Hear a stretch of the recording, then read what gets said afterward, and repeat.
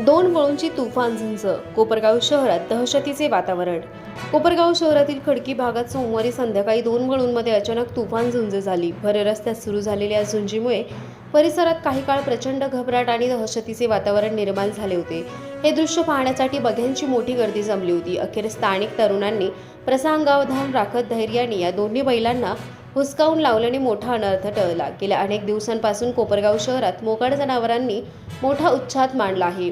रस्त्याच्या मधोमध ठाण मांडून बसणाऱ्या जनावरांमुळे नागरिक आणि वाहनधारकांना ये-जा करताना नाहक त्रास सहन करावा लागत आहे.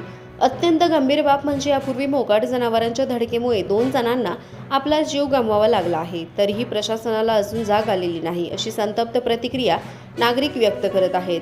शहरातील मुख्य रस्ते, चौक आणि गल्लीबोळ्यांमध्ये मोकाट जनावरांचा वावर वाढल्याने महिला, ज्येष्ठ नागरिक आणि लहान मुलांमध्ये भीतीचे सावट पसरले आहे. रस्त्यावरून चालताना कधी कोणतं जनावर अंगावर येतील याचा नेम उरलेला नाही. 2 निष्पाप नागरिकांचा नाहक बळी जाऊनही नगर परिषद प्रशासन याकडे दुर्लक्ष का करत आहे, असा सवाल आता उपस्थित केला जात आहे.